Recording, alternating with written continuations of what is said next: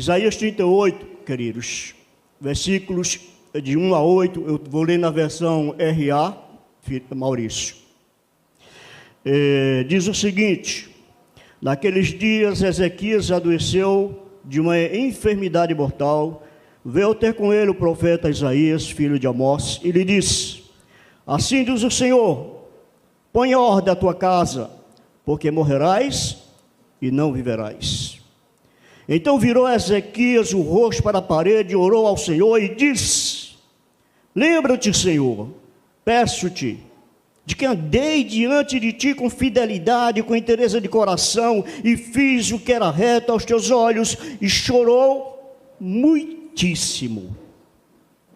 Então veio a palavra do Senhor a Isaías, dizendo: vai e diz a Ezequias: assim diz o Senhor, o Deus de Davi teu pai, ouvi a tua oração e vi as tuas lágrimas.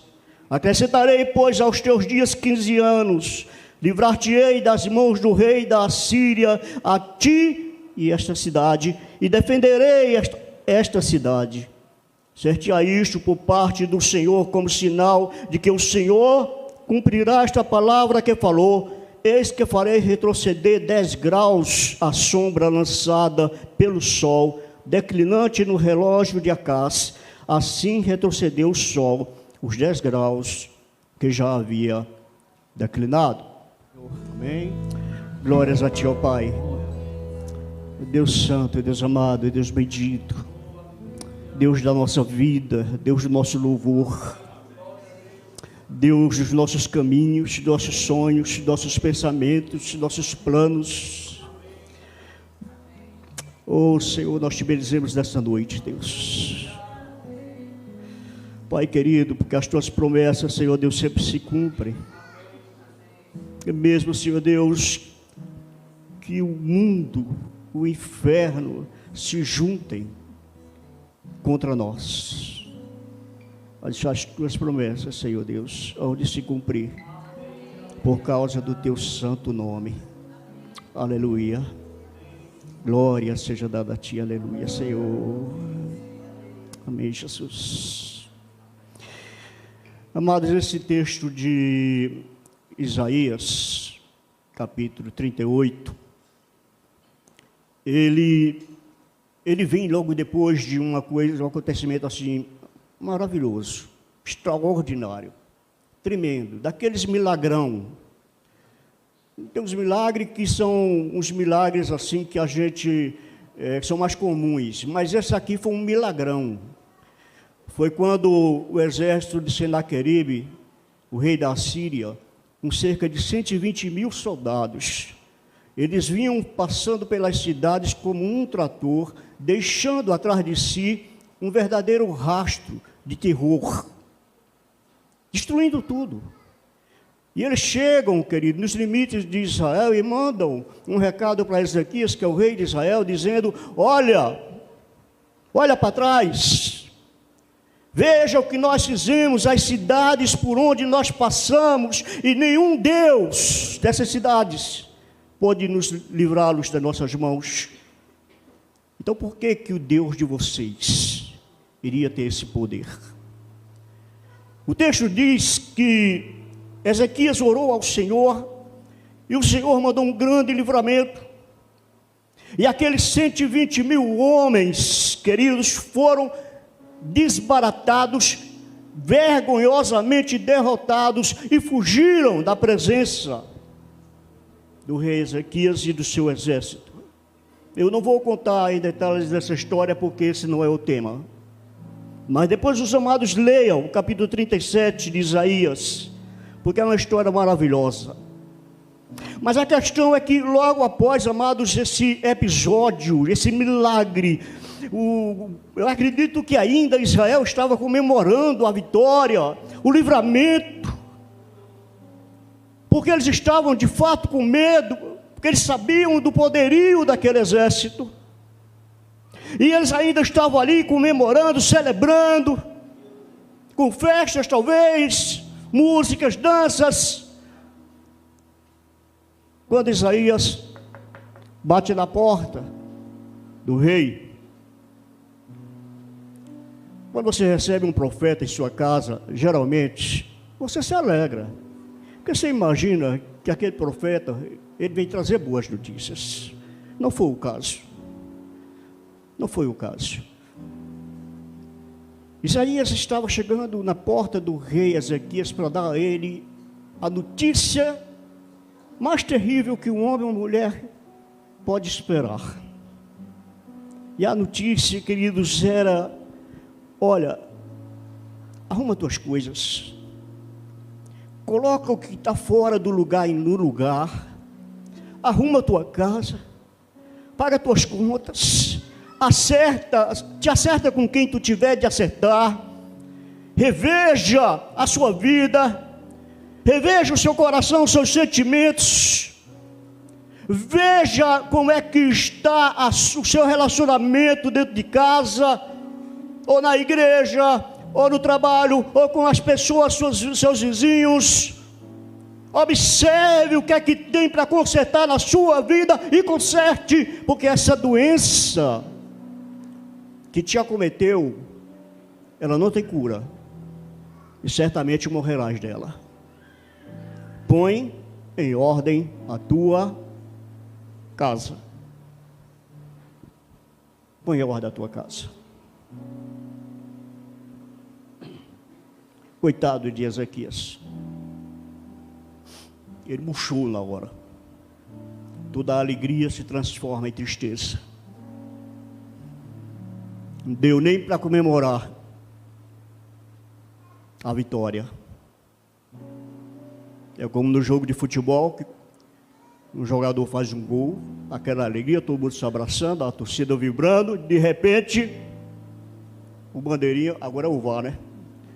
Anula o gol. Foi isso que aconteceu mais ou menos com Ezequias. O profeta Isaías entra, anuncia aquilo que Deus tinha lhe ordenado para anunciar. Tu vais morrer, Ezequias. Te prepara. Em outras palavras, o teu fim chegou. Eu me lembro que o pastor Cláudio Duarte, com aquele jeitão dele, ele conta uma história de que nós estamos todos numa fila. Não sei se vocês já ouviram ele contando isso. Estamos numa fila imensa, todos nós. E cada um de nós temos uma senha na mão. E de vez em quando aparece ali o anjo da morte e grita o número de uma senha, aleatoriamente. Você olha, e se for a sua senha, já era. É a sua vez.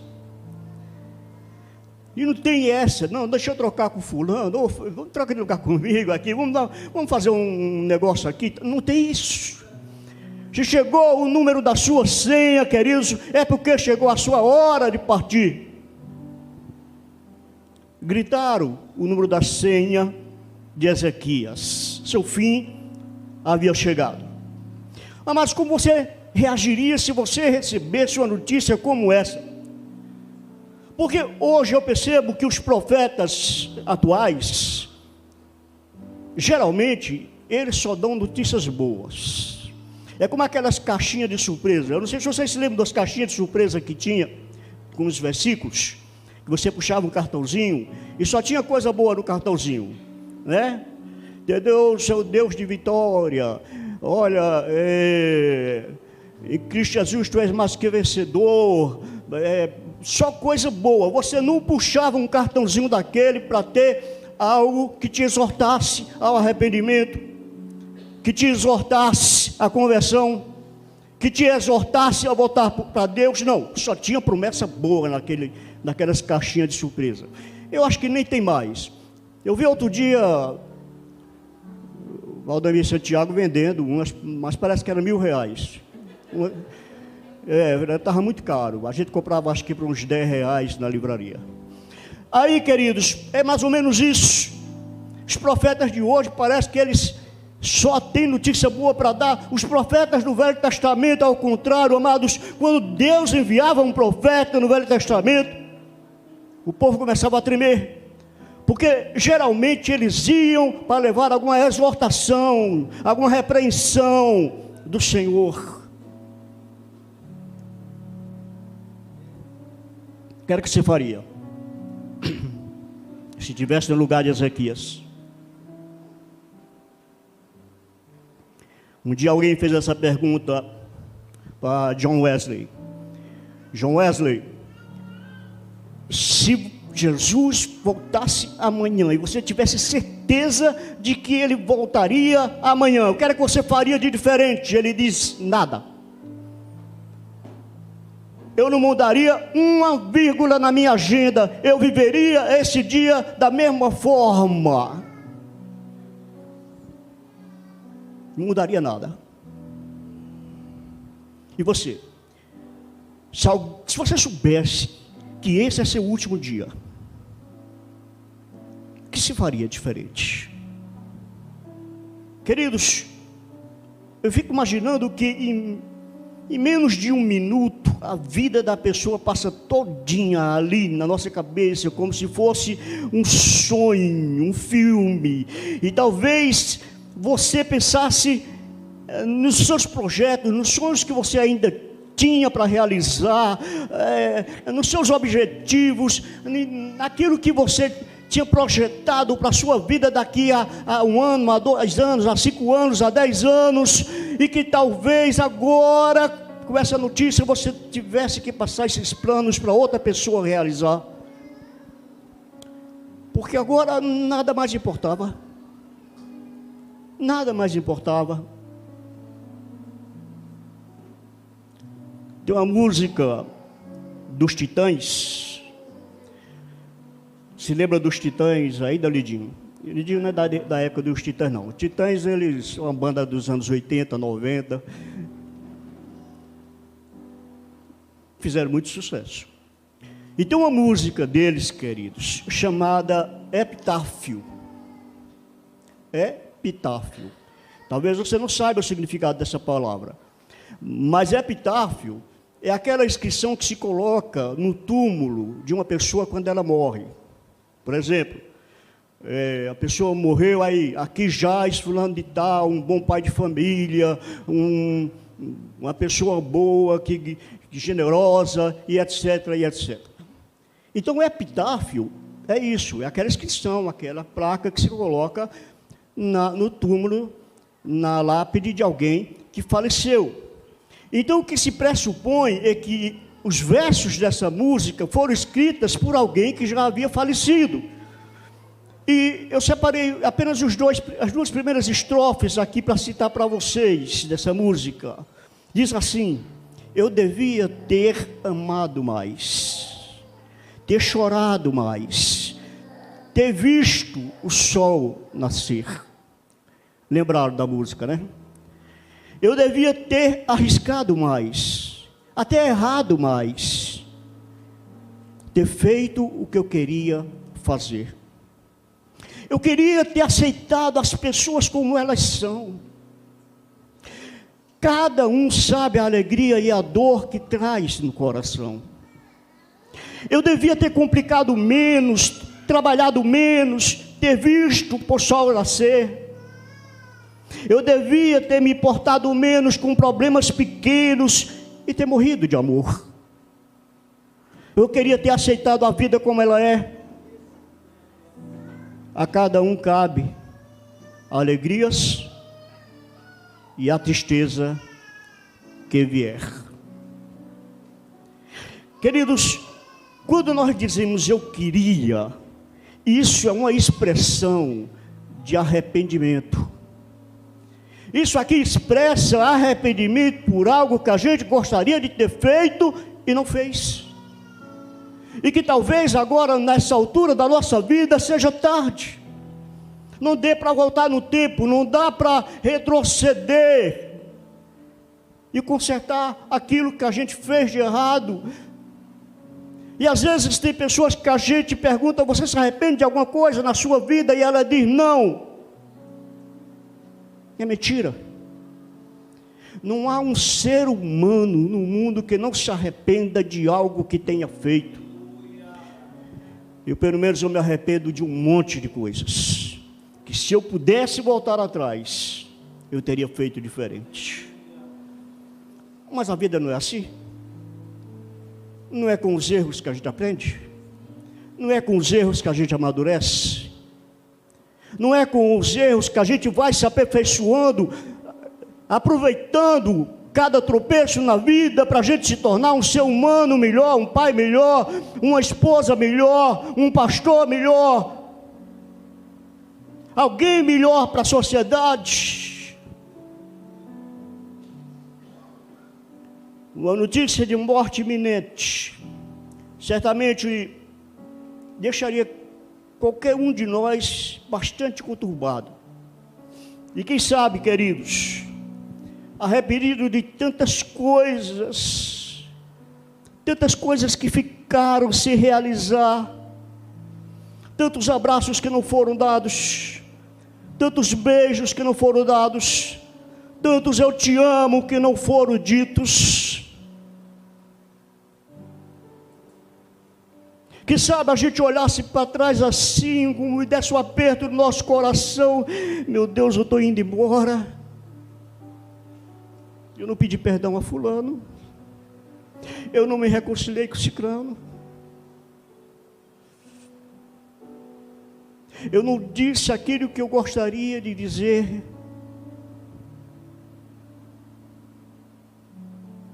Pior do que receber uma notícia como essa, e ainda ouvir da boca de Deus que as coisas da sua vida andam meio bagunçadas, em completa desordem, e que antes de partir você precisa consertar, você precisa colocar em ordem.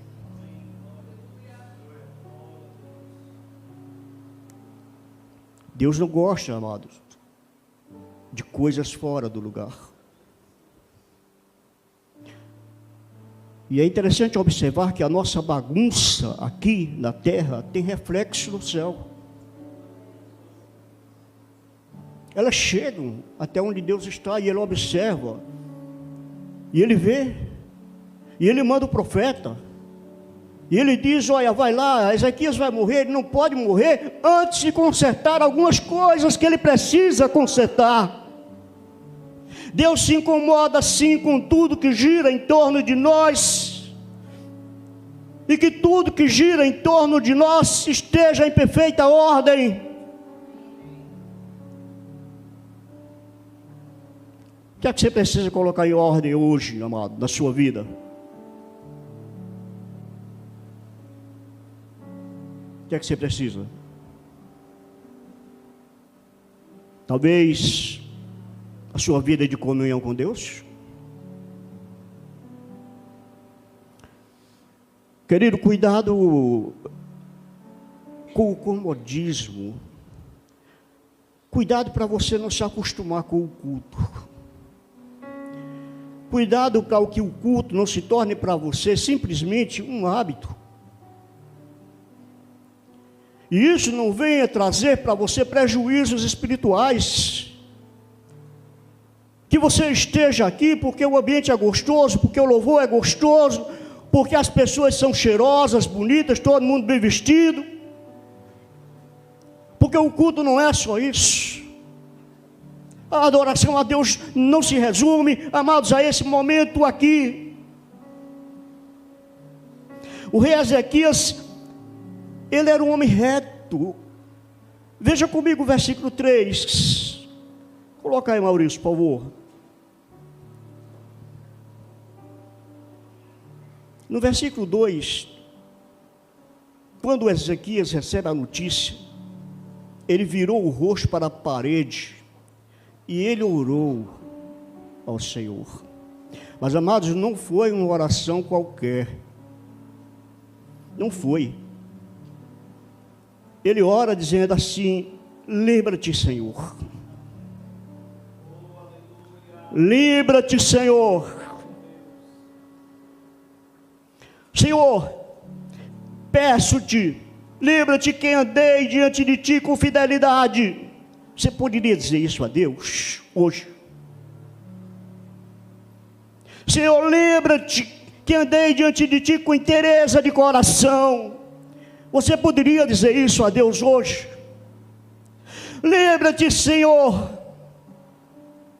que fiz o que era reto aos teus olhos. Você poderia repetir essa oração hoje? E o versículo termina dizendo que ele chorou muitíssimo. Ele abriu o berreiro.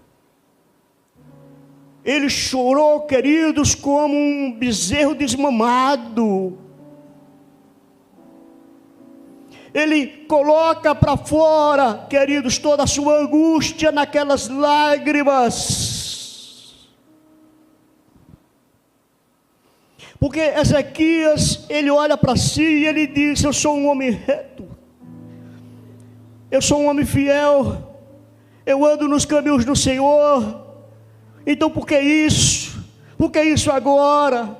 Eu ainda sou jovem, eu tenho muitos anos pela frente para estar à frente desse povo reinando, agora reinando em paz, uma vez que os assírios já foram derrotados, e justamente agora quando eu vou desfrutar dessa paz, uma notícia como essa, porque eu sou dizimista, eu sou crente fiel, eu venho para a igreja, eu leio a Bíblia, eu oro todo dia, eu não faço mal a ninguém. Por que isso? Por que isso, Senhor? E Ezequias faz uma cobrança a Deus, queridos, que não é qualquer um de nós aqui que tem coragem ou ousadia para fazer. Porque só tem coragem de fazer uma cobrança dessa a Deus quem de fato é um crente fiel, reto e que anda nos caminhos do Senhor.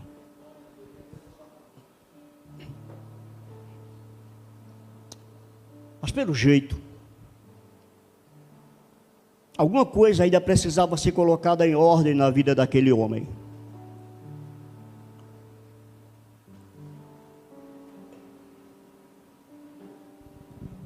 Pelo jeito, alguma coisa que talvez Ezequias nem tivesse conhecimento.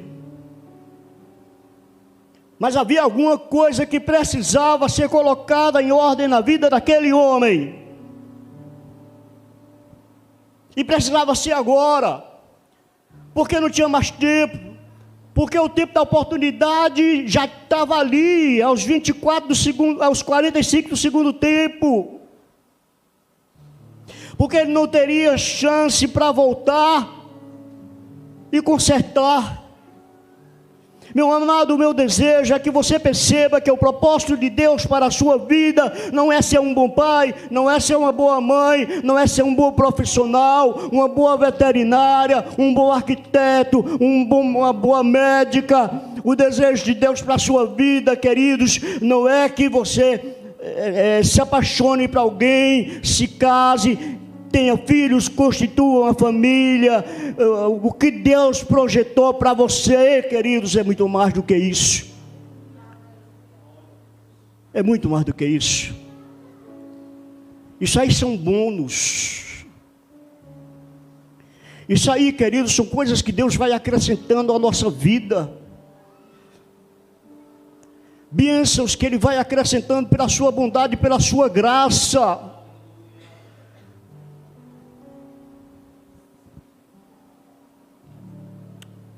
Mas o projeto de Deus para a sua vida não se resume a isso.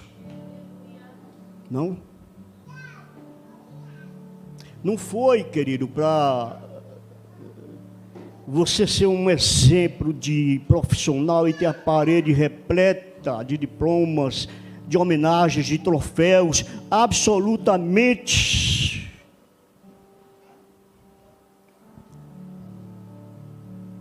Minha oração é que você perceba o propósito de Deus para a sua vida e se renda a esse propósito e se apaixone por esse propósito e viva por esse propósito. e que sua vida seja a vida que Deus de fato projetou para você, não simplesmente a vida que você sonhou, ou que seus pais sonharam, mas que seja, amados, uma vida guiada pelo Espírito de Deus, cheia de frutos, plena de Deus, cheia de amor, cheia de paz consigo, cheia de paz com Deus e com os outros. A minha oração é que Ele realize um despertamento espiritual na tua vida, sem precedentes. É que nesses tempos difíceis que nós estamos vivendo, queridos, Deus faça algo tão extraordinário em nossas vidas, quanto os tempos são difíceis, na mesma proporção ou maior. Quanto mais as coisas estiverem apertadas, difíceis, mas Deus esteja realizando coisas mais extraordinárias, mais magníficas e tremendas. Oh, queridos, essa é a minha oração, na minha vida especialmente, e o quanto eu preciso disso, queridos. O que você precisa colocar em ordem hoje na sua vida?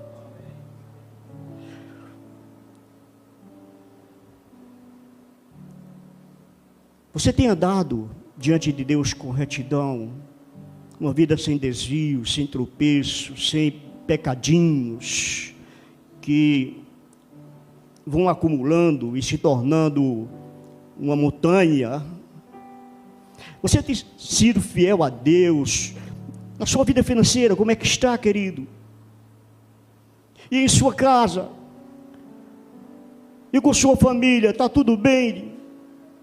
Todo mundo se amando? Todo mundo se respeitando?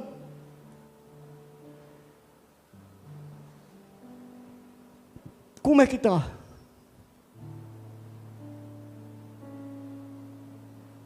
Acho interessante a história de Jó. Porque quando os filhos de Jó, isso lá no início do livro de Jó, logo no primeiro capítulo, quando eles saíam, Jó tinha 10 filhos, e quando eles saíam para fazer uma festa, um banquete ali entre eles, fazer um churrasquinho, tal, no outro dia, logo cedo, de madrugada, Jó se levantava e Jó oferecia sacrifícios pelos seus filhos. Porque Jó dizia assim: pode ser que algum deles tenha cometido algum pecado ou blasfemado contra Deus em seu coração. E assim fazia Jó continuadamente. De madrugada, ele ia oferecer sacrifício pelos seus filhos, ele ia orar pelos seus filhos, ele ia clamar pelos seus filhos, ele ia pedir perdão a Deus pelos pecados dos seus filhos.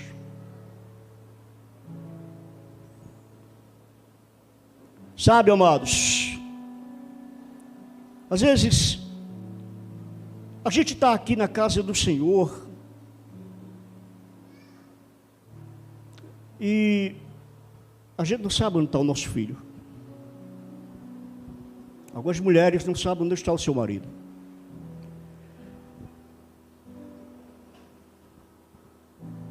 Que hora chega, com quem está andando, o que está fazendo.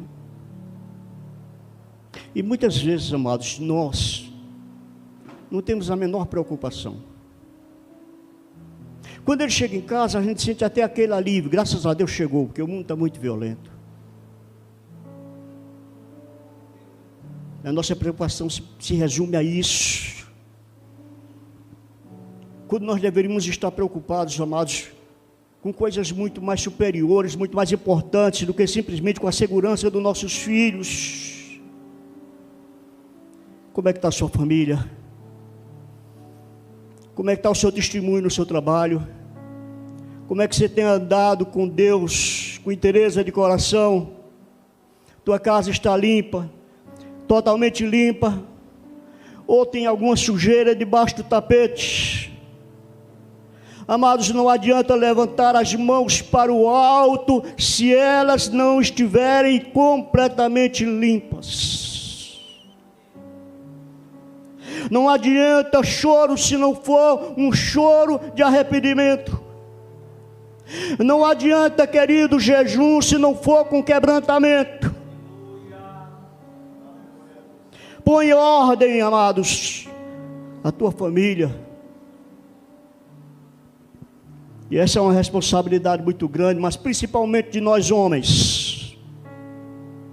Principalmente de nós homens, que muitas vezes costumamos terceirizar a responsabilidade que é nossa para nossas esposas.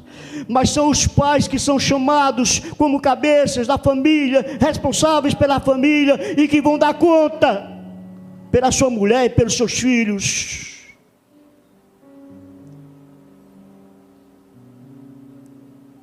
Deus nos chama a responsabilidade sobre tudo que acontece dentro da nossa casa. Deus nos chama a responsabilidade sobre tudo que acontece com nossos filhos. Por isso a preocupação de Jó. Deus nos chama a responsabilidade sobre nossas esposas. Por isso que Ele diz que nós devemos amá-la como Cristo amou a igreja e se sacrificar por ela.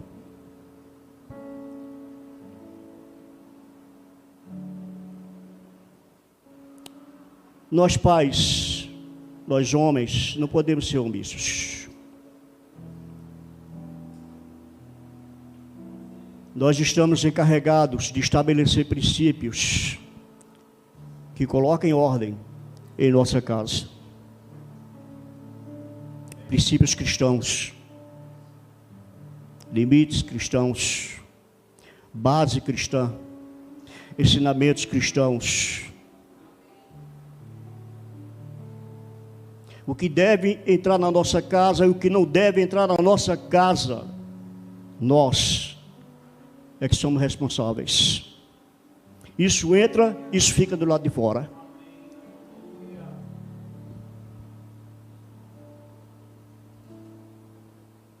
Mudar o que precisa ser mudado, impor regras, falar não com autoridade.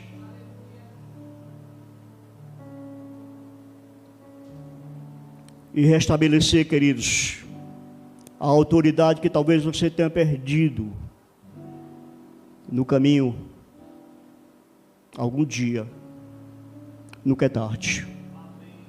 Nunca é tarde. Põe ordem. Está fora de ordem dentro de sua casa.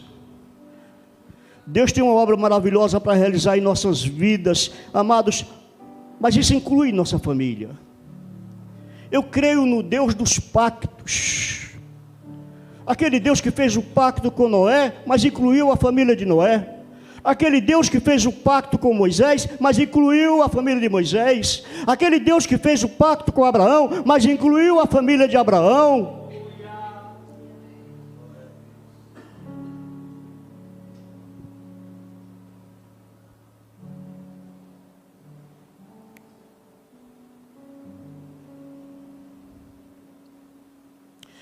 Deus fez o lar para ser um lugar de relacionamentos intensos entre as pessoas e entre essas pessoas e Deus. Relacionamento horizontal e vertical. Agora eu vou repetir uma pergunta que eu fiz no início. Como é que eu posso dar o que eu não tenho? Como, queridos, eu posso ensinar aquilo que eu não vivo? Como eu posso cobrar algo que eu não faço?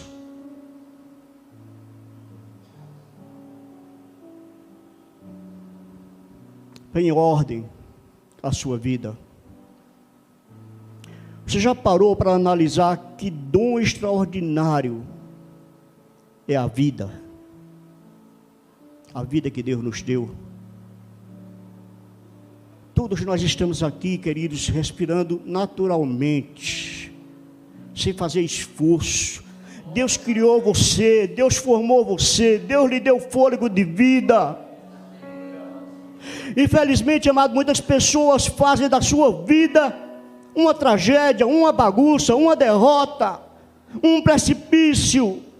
Infelizmente, muitas pessoas fazem de uma vida que tinha tudo para ser um sucesso, para ser uma bênção, para ser um instrumento de Deus, e fazem da sua vida uma desgraça, uma maldição.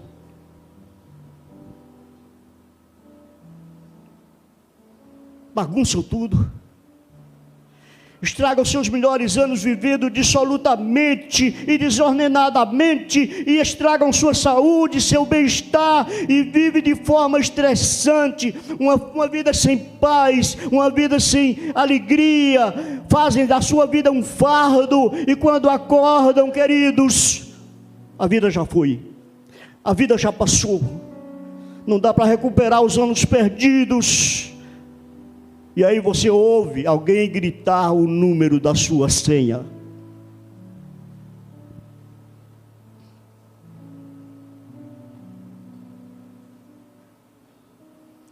Sua vida é um milagre de Deus. Amém? Sua vida é um dom que Deus te deu. Valorize. Cada dia da sua vida, valorize. Cada passo que você dá, cada respirada, assim, sabe, puxa o ar, encha seus pulmões e dê um glória a Deus.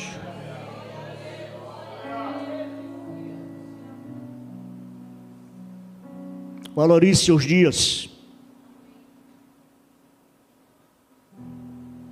cada um deles. Dê graças a Deus. Sejam bons, sejam maus.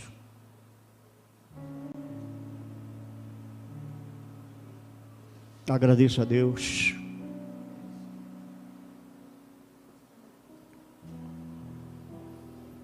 Alguém certa vez perguntou, Paulo fala lá em Gálatas que a gente deve orar sem cessar. Como é que se ora sem cessar? Eu tenho que trabalhar, eu tenho que levar o menino na escola, eu tenho que fazer as coisas simples. O que você estiver fazendo, querido, primeiro a palavra de Deus diz que tudo que nós façamos para a glória de Deus. Isso é orar sem cessar. Mas você pode também estar dirigindo o seu carro e dizendo, oh glória a Deus, aleluia, oh Deus maravilhoso, que dia abençoado, Senhor. Eu tive um aborrecimentozinho ali, mas glória ao teu nome, Pai, por isso. Louvado seja o teu nome, Senhor Deus, porque teve um fulaninho ali que disse uma coisa agressiva comigo, mas eu te louvo por aquela vida. Orar sem cessar, queridos, é você tomar um copo d'água, saborear, sabendo que essa água foi Deus que te deu.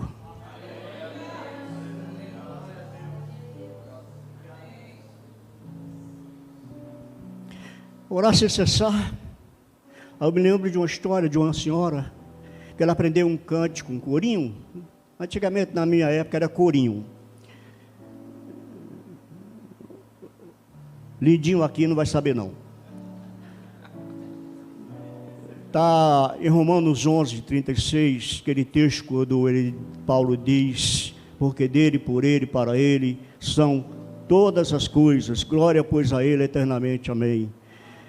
E aí tinha um corinho com essa letra, e ela, recém-convertida, cheia de Deus, cheia de alegria, ela estava lá cozinhando, fazendo lá um pirão, sei lá o quê. Sei que ela estava mexendo a panela, o marido chegou em casa, ela estava, porque dele, por ele, para ele são todas as coisas.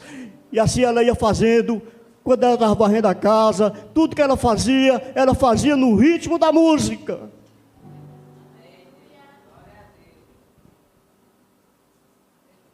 Amados, muitas vezes a vida tem se tornado um peso para muita gente. Eu vou usar novamente o exemplo da água. Eu ouvi isso no vídeo. O pastor, ele levanta o copo assim e pergunta para a igreja: qual o peso desse copo? Isso aí deve ter uns 300 gramas, 400 gramas, 350 gramas. O pastor diz: depende. Depende de quanto tempo você ficar segurando esse copo. Se você segurar esse copo por apenas 1 minuto, ele não vai pesar nada. Se você segurar esse copo por 15 minutos, você já vai começar a sentir o seu braço cansar. Se você tiver que segurar por 1 hora, você já vai arriar o seu braço, você já vai sentir uma dormência, uma cãibra no braço. E ele completou, queridos, a aplicação dizendo: assim é a nossa vida. É quando nós carregamos os nossos fardos, o peso da nossa vida, queridos. Quanto mais a gente segura, quanto mais tempo a gente leva, quanto mais a gente carrega, mais pesado ele fica. E o conselho dele é o conselho que eu também te dou: larga logo. Larga logo.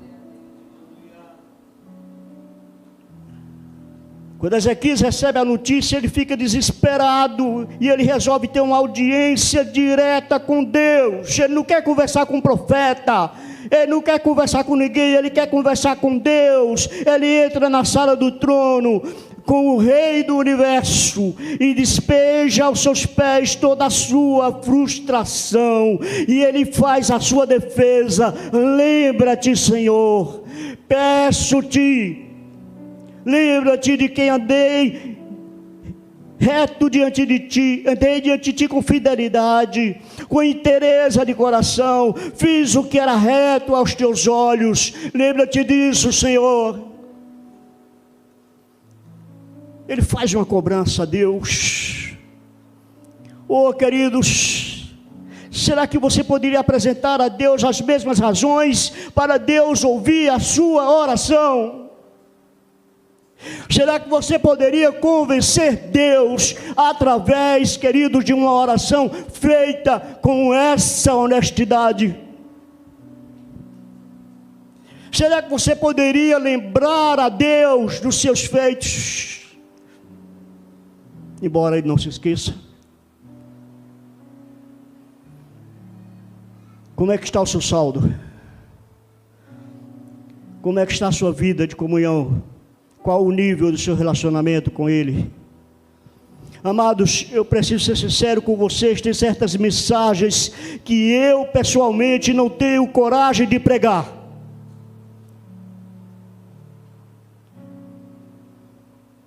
E às vezes eu estou preparando uma mensagem e eu coloco lá uma frase e depois eu releio. E quando eu examino meu coração, eu digo: não, isso aqui vai ter que sair, porque eu não posso falar isso. Eu não posso falar isso. Porque Deus sabe. Pode ser que minha esposa não saiba, mas Deus sabe que eu não estou vivendo isso, Carla.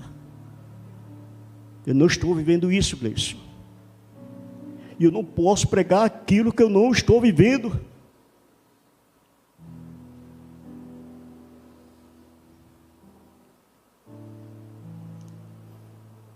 Tem certas músicas que eu não posso cantar. Eu não posso cantar, queridos, tudo entregarei, tudo entregarei. Amados, eu não posso cantar.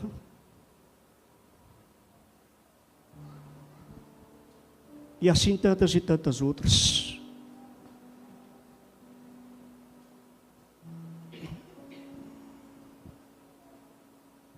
Mas Ezequias tem moral com Deus.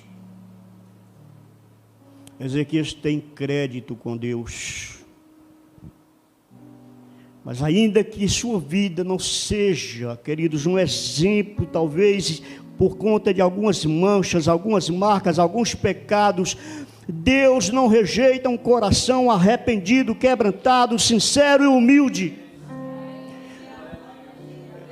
Quando eu estava escrevendo isso aqui, que eu coloquei essa frase, eu me lembrei de uma música de Cassiano.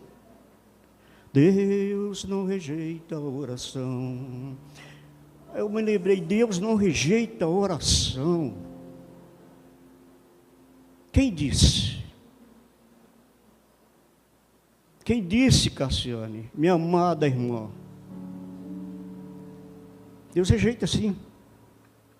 Você se lembra da oração do publicano e do fariseu? O fariseu batia no peito e dizia: Senhor, não sou como esses aí, ó. Esse tipo de gente aí. Eu dou o dízimo de tudo. Eu jejuo 2 vezes na semana. Eu não falto um culto. Eu sou um exemplo de crente. Agora isso é um miserável. E qual era a oração do publicano? Senhor, tem piedade de mim, pois sou pecador. E aí Jesus pergunta aos seus discípulos: quem foi que subiu justificado ao céu? O publicano ou o fariseu? Amado, não é toda a oração que Deus escuta. Não é. A palavra de Deus diz que se você vier trazer a sua oferta e você se lembrar que alguém tem alguma coisa contra você, não é você contra ele, é ele contra você, deixa a sua oferta, vá lá, faça as pazes, resolva, depois vem e entregue a oferta. Quanto mais as nossas orações.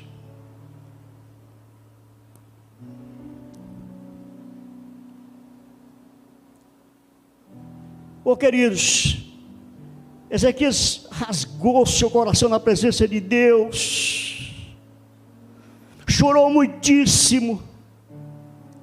Ele era rei, mas ele também era homem, tinha sentimentos. Ele rasga o seu coração, chora, abre as comportas da sua alma diante de Deus. Nós podemos, amados, exprimir as nossas feridas sem medo de ser rejeitado. O melhor lugar para chorar é aos pés do Senhor. Você tem o privilégio de falar com aquele que pode mudar o rumo da história.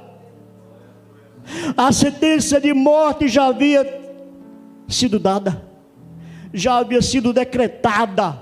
Deus já havia decretado a morte de Ezequias. Mas Ezequias não se conforma com a notícia. Ele chora, ele clama, ele ora, ele grita. E em vez da morte veio a cura, em vez do túmulo veio o milagre, em vez do choro veio a alegria. Às vezes, amados, nós nos conformamos muito fácil com o caos em nossas vidas. Às vezes nós nos conformamos muito fácil, queridos, com as sentenças de morte, com a derrota.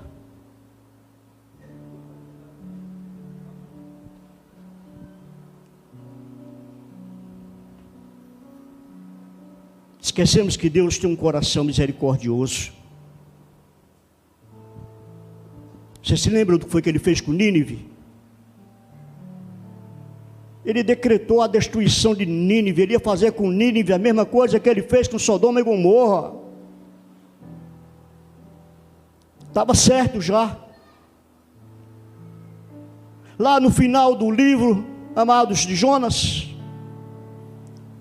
quando o povo recebe a mensagem daquele profeta mal-humorado, profeta resmungão, profeta desobediente, que foi pregar com raiva. Tem pastores que pregam com raiva, você já percebeu? Eu estou gritando, mas não é porque eu estou com raiva não, tá? Mas tem pastores que pregam com raiva, chega a dar medo. E ele foi pregar com raiva, e o povo se arrependeu, se converteu, se vestiu de saco, jejuou, até os cachorros, até os gatos, a todos os animais jejuaram. Aí Deus vai, amolece o coração e diz: eu não vou mais destruir. Jonas se revolta. Deus faz nascer uma planta.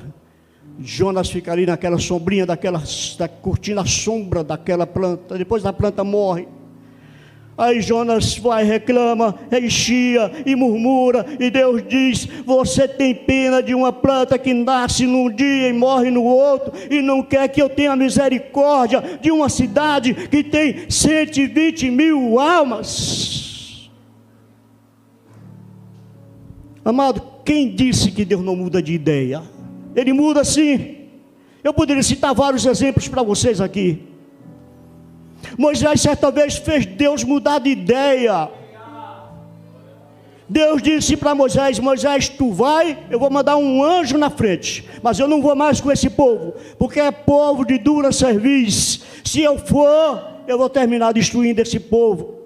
E Moisés disse: Senhor, se tu não fores conosco, eu não arredo o pé. E Deus foi.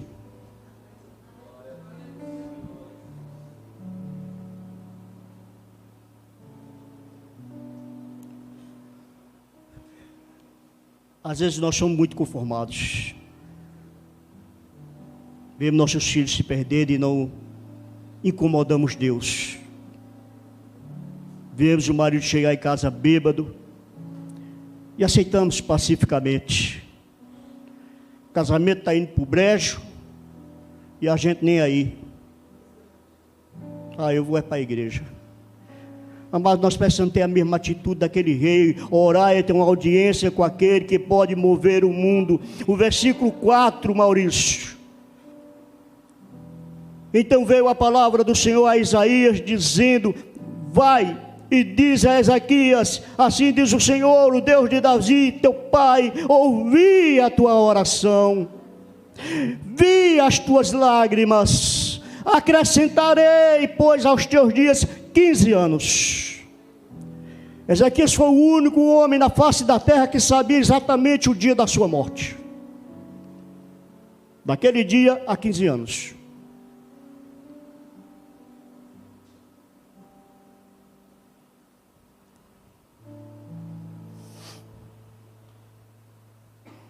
Arrependimento, clamor, súplica.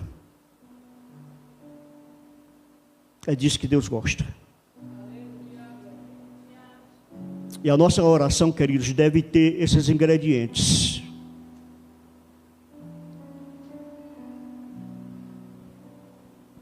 Arrependimento, quebrantamento,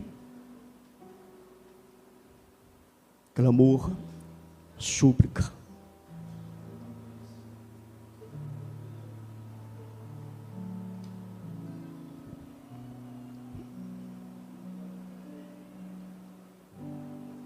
Seu reino deve ser o nosso reino.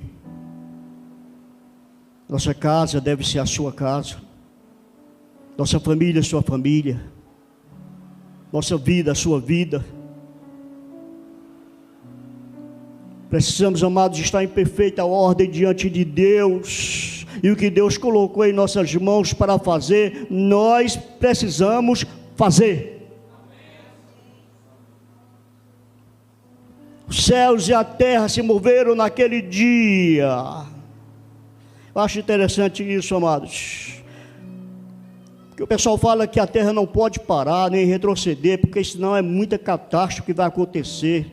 Mas o versículo 8 diz o seguinte: eu vou te dar um sinal, Ezequias. Um sinal de que fui eu que falei que vou cumprir. Eis que farei retroceder 10 graus a sombra lançada pelo sol declinante no relógio de Acás. Assim retrocedeu o sol os 10 graus que já havia declinado. Ou seja, o relógio voltou. Ezequias viajou no tempo. Ezequias viajou no tempo.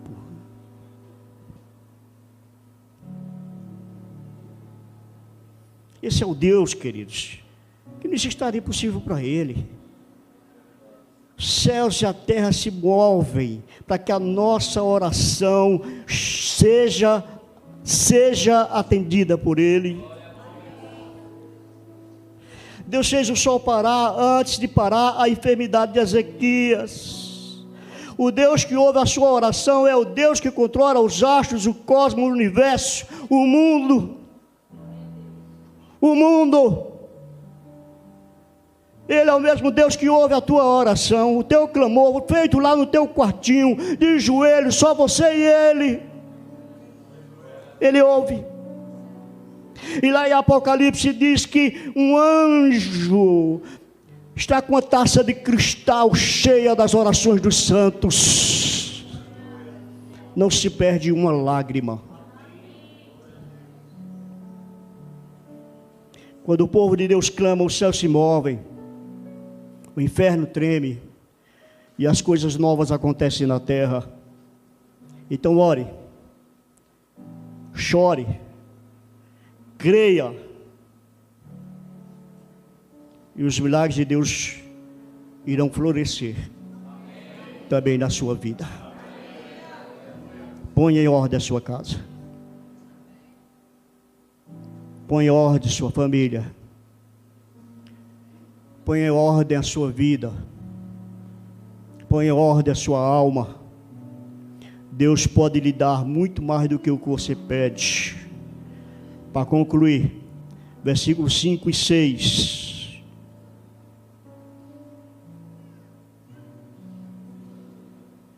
Versículo 5 a gente já leu. Versículo 6. Livrar-te-ei das mãos do rei da Assíria, a ti e a esta cidade, e a defenderei esta cidade.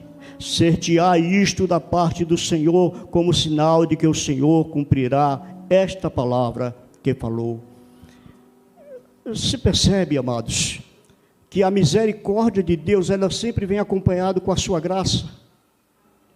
A misericórdia de Deus foi a cura. A graça foi aquilo que Ele acrescentou, ou seja, o que foi que Ele acrescentou? Ele acrescenta, queridos, que durante o reinado de Ezequias, ele não vai mais ter problema com o rei da Assíria. Por quê? Porque o próprio Senhor defenderá aquela cidade.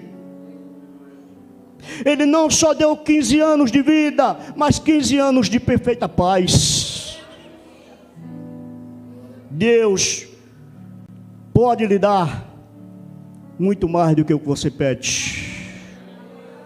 Ezequias pediu cura, e Deus lhe deu, além da cura, também o privilégio do livramento do inimigo. Deus pode, amados, surpreender você com a sua graça, com o seu amor, com a sua bondade, com a sua generosidade, com a sua abundância. Deus pode surpreender você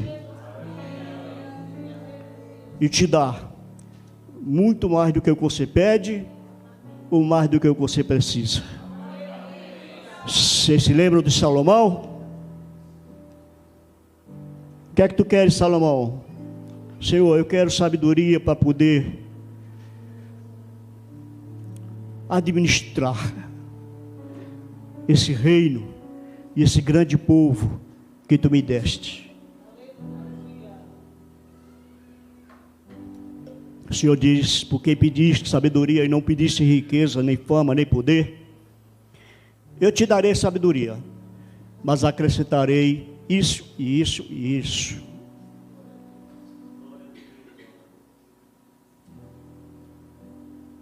Quem disse que Ele não pode fazer isso na tua vida hoje à noite aqui? Quem vai impedir de fazer? Há alguém que pode impedi-lo de fazer muito mais do que o que pedimos ou pensamos? Há alguém tão poderoso na terra, no céu, no inferno, nos ares, nas regiões celestes, nas profundezas, que seja capaz de impedir que Deus faça muito mais do que o que pedimos ou pensamos? Apesar da nossa pouca fé, da nossa incredulidade, das nossas fraquezas, dos nossos pecados.